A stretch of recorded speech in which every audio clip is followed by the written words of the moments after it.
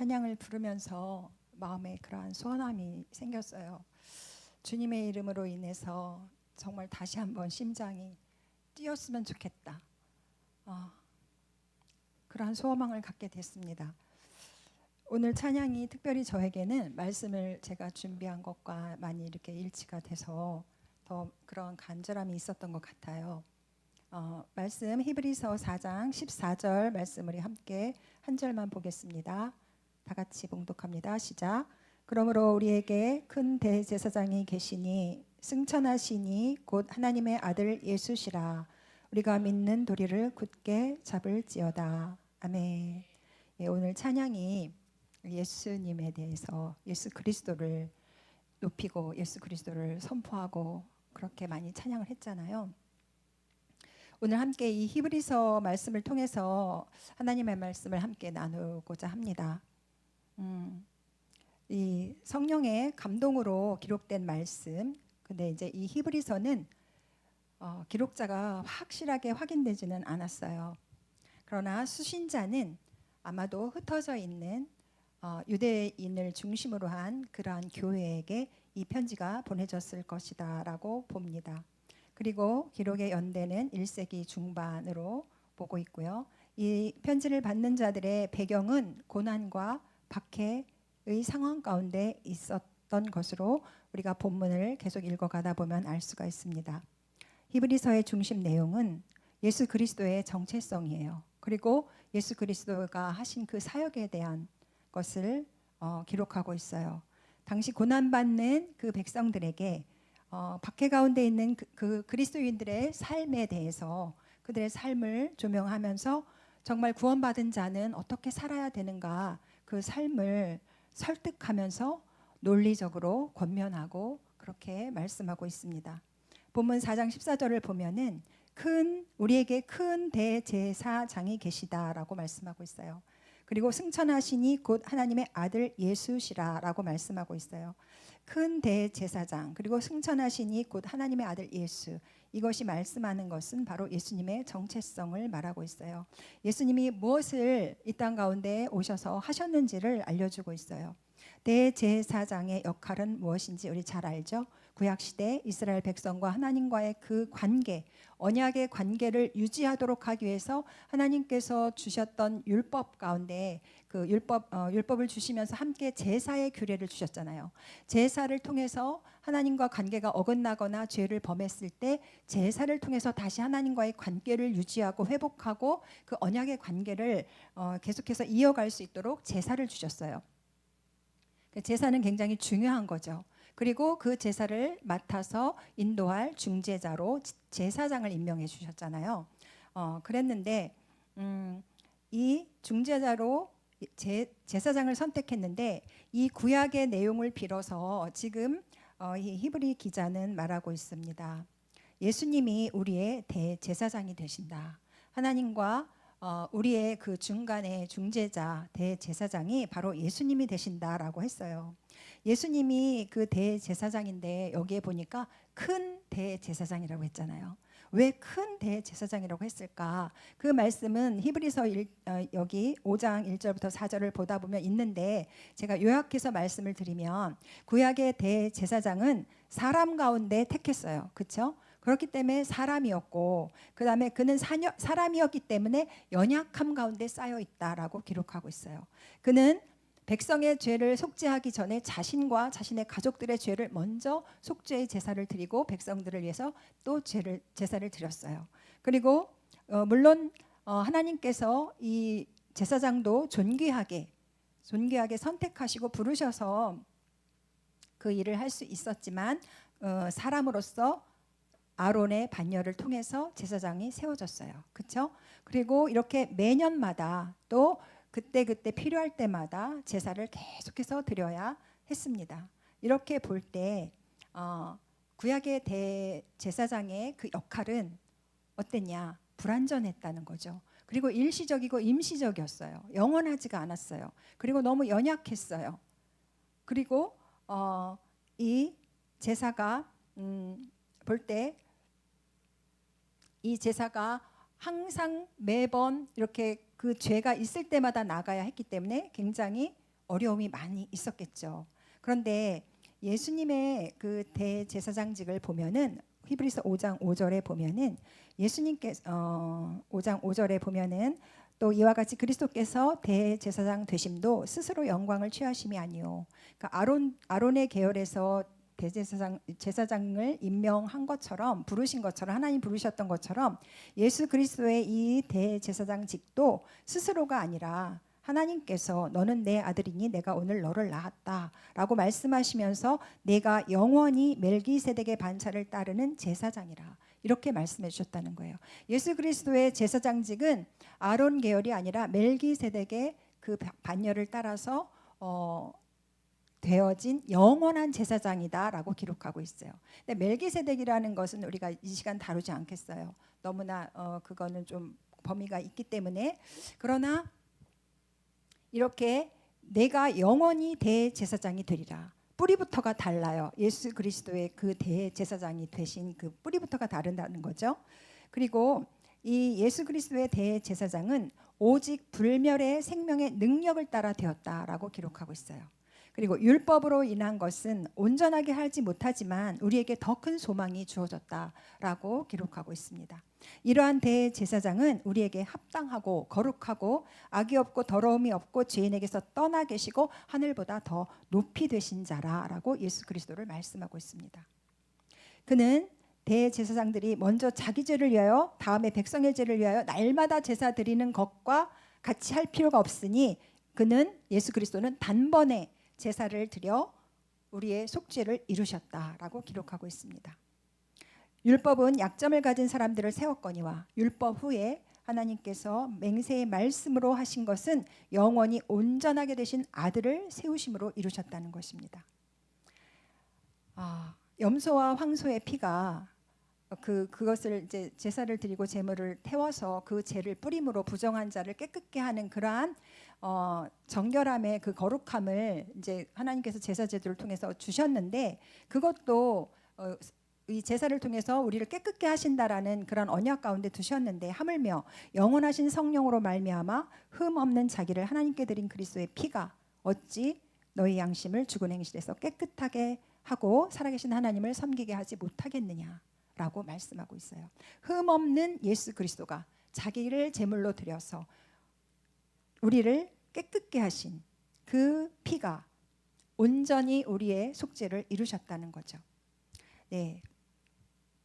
그래서 여기에서 예수 그리스도를 우리에게 큰 대제사장이라고 기록한 것은 여기서 크다라는 것은 탁월하고 위대하다라는 뜻을 갖고 있어요. 그렇기 때문에 예수 그리스도는 우리의 대제사장인데 완전하고 탁월하고 위대한 그러한 대제사장이 되신다는 말씀이십니다.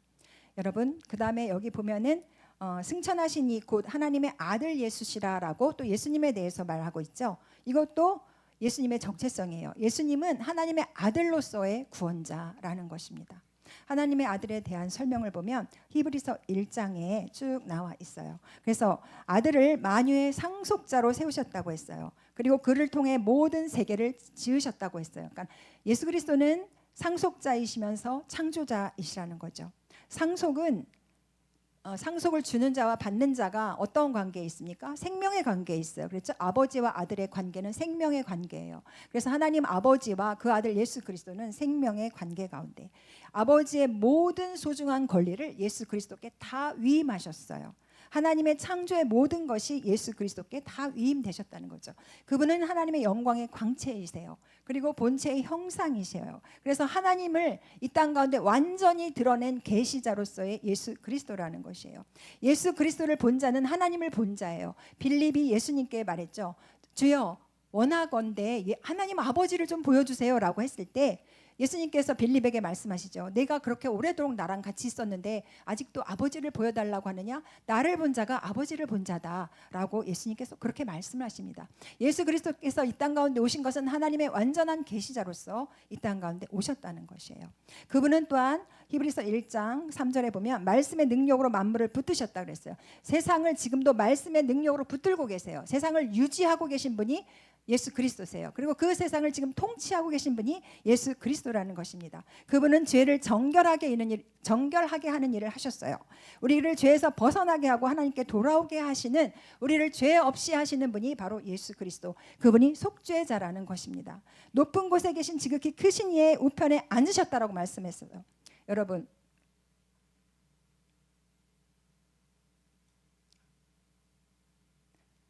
네. 지극히 높은 곳에 앉으셨다라는 것은, 우편에 앉았다라는 이 표현은, 여러분, 저 사람은 내 오른팔이야 이런 표현 하잖아요. 그렇죠? 그 관계는 어떤 관계예요? 아주 특별한 관계죠. 특별하게 사랑을 받거나 특별하게 서로에게 귀중하고 소중한 존재가 되는 거잖아요. 그것처럼 예수 그리스도는 높은 곳에 계신 지극히 크시니 하나님의 우편에 앉아 계신 분이라는 거죠. 그분은 천사보다도 뛰어나고 모세보다도 뛰어나다라는 말씀을 이 히브리서는 기록하고 있어요. 자, 그러면 이렇게 그 누구에게도 주지 않은 하나님의 아들이라는 이름을 바로 예수 그리스도에게 주셨다는 것이에요. 하나님의 아들, 그 이름은 하나님의 모든 전권을 다 부여받으신 분이라는 것입니다. 예수 그리스도께서 세례를 받으실 때 하늘의 문이 열리고 하늘로부터 오는 소리가 있었죠. 이는 내 사랑하는 아들이요 내 기뻐하는 자라라는 하나님의 음성이 있었고, 성령이 비둘기처럼 내려왔어요. 성자 예수 그분에게. 이것은 하나님 아버지와 그리스도 예수의 관계를 말하고 있어요. 하나님과의 관계 안에서 예수 그리스도의 정체성과 그분의 사역, 권위와 모든 능력이 다 나타나고 있다는 것이죠. 저와 여러분의 정체성이 어디에 있습니까? 여러분 어디에서 여러분의 정체성을 정말 찾고 싶으세요?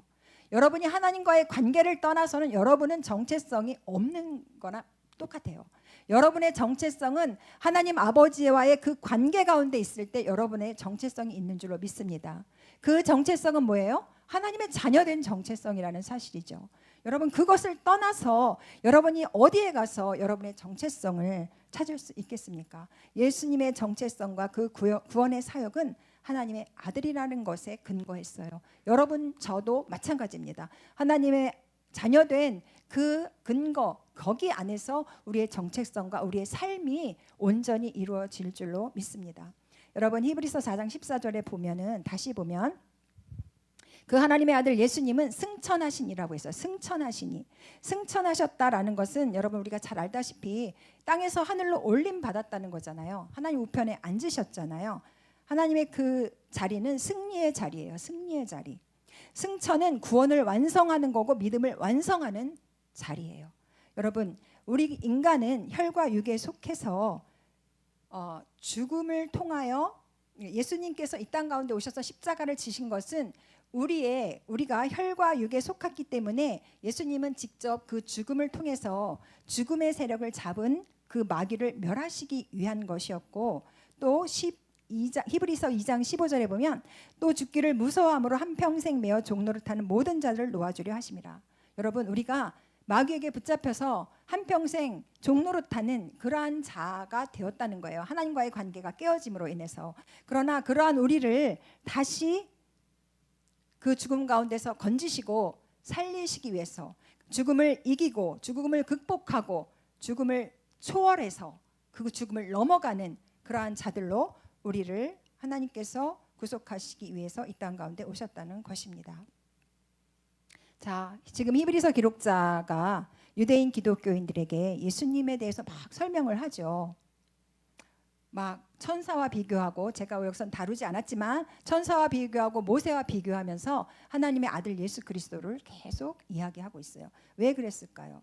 지금 이 글을 받는 자들이 아까 처음에 말했던 것처럼 어떤 상황에 있었다고요? 박해와 고난 가운데 있었어요. 그렇기 때문에 이들이 지금 믿음이 흔들리고 있었다는 거예요. 믿음이 흔들리고 있었다는 거예요. 유대교는 여호와 하나님에 대한 신앙이 투철하잖아요. 그죠? 그것에 대한 열심이 있잖아요. 그리고 구약의 이스라엘 백성의 그 중재자가 된 그 중재자의 대표적인 모형이 모세예요. 그렇죠? 모세에 대해서, 또 천사는 구약에서 하나님의 말씀을 전달하는 매개체로서 천사와 모세와 이러한 하나님에 대한 열심 있는 이 유대인 신앙들, 그리고 또 현실은 또 박해가 있어요. 그러니까 이 유대인들은 초대교회 유대인들은 초대교회 기독교인들은 이 유대교의 영향을 받을 수밖에 없어요. 왜냐하면 처음부터 그들의 바탕은 유대교였잖아요. 그렇죠? 여호와 하나님을 섬기는 그 열심 있는 신앙이었잖아요. 거기에서 예수 그리스도가 오심으로 기독교가 나온 것인데, 외국 선교를 가면 그 나라 민족의 고유한 토착화된 그러한 신앙이 있잖아요. 그렇죠? 그 위에서 예수 그리스도 기독교를 전하는 거, 이런 거를 비슷하게 생각하면 돼요. 유대교의 바탕에서 기독교가 나왔기 때문에 유대교의 영향을 전혀 받지 않을 수가 없었어요. 그게 가장 크게 받은 게 뭐냐? 율법주의잖아요. 율법이 얼마나 중요했습니까? 그들에게. 그런데 이 기독교인이 되었지만 여전히 율법에서 벗어나지 못하고 갈등하고 계속해서 그 유대주의에 도전이 있고, 그리고 그러기 때문에 누군가는 그걸 잘 극복하지만 누군가는 대충 타협을 하고 누군가는 완전히 다시 옛날로 돌아가는 그러한 상황들이 있었다는 거죠. 저와 여러분, 그랬기 때문에 지금 히브리서 기자가 예수님을 대해서 이렇게 설명을 해요. 예수님은 구약의 어떠한 대제사장보다 뛰어나시고 탁월하신 그러한 대제사장이고, 큰 대제사장이고, 그분은 하나님, 여러분들이 그렇게 섬기는 하나님의 아들로서 그 모든 전권을 위임받은 하나님이시다. 창조주가 되신다. 하나님과 동등된 분이다. 이렇게 지금 논리적으로 막 설명을 하면서, 그러니까 어떻게 해야 되냐, 믿음에서 떠나가지 않도록 조심하고 삼가해서 그 믿음을 잘 지키고 여기 믿는 도리를 굳게 잡을지어다 라고 그렇게 말씀하고 있습니다. 여러분은 지금 예수님을 믿는데 여러분에게 있는 신앙의 갈등은 어떤 것이 있나요? 여러분을 계속해서 도전해오고 있는 그런 어떤 도전하고 있는 세상의 것들은 무엇이 있나요? 히브리서의 말씀을 보면 이들의 그 갈등 상황이 이렇게 받은 큰 구원을 등한히 여기지 말라라고 말씀하고 있어요. 그리고 이 마음이 항상 미혹을 받지 말라고 말씀하고 있어요. 마음을 미혹받는 거는 마음에서 이미 길을 잃고 있다는 거예요. 생각에서 이미 방황하고 있다는 거예요. 지금 지난번에 제가 말씀 나눌 때 가인이 하나님을 떠나 거처했던 그 놋 땅, 그거는 방황이라고 얘기했잖아요. 방황의 터전이라고 했어요. 우리가 예수 그리스도를 믿는 이 믿음 가운데 이 믿음의 길을 가면서 마음의 미혹, 세상의 유혹, 이런 것에 의해서 하나님의 말씀에 대해서 온전히 순종하고 따르지 못한다면 그 이스라엘 백성이 광야에서 그랬던 것처럼 누구도 안식에, 하나님이 예비하신 그 안식에 들어갈 수 없다라고 말씀하고 있어요. 여러분, 저와 여러분 안식을 원하지 않나요? 여러분이 원하는 안식은 무엇이에요? 여러분이 이 땅에서 찾고 싶은 안식은 무엇입니까? 그러나 예수 그리스도를 따르는 그 믿음의 순종이 없을 때 안식에 들어갈 수 없다라고 말씀하고 있어요. 4장 14절에 보니까 그러므로라고 한 것은 그 앞에 있는 내용을 받아서 말씀하시잖아요. 결론적으로 그 앞에 있는 내용이 뭐냐, 지으신 것이 하나도 그 앞에 나타나지 않음이 없고 우리의 결산을 받으실 이의 눈앞에 만물이 벌거벗은 것 같이 드러나리라. 이제 그날이 온다는 거예요. 만물이 벌거벗은 것 같이 드러나는 것처럼 우리가 결산할 때가 온다는 것이죠.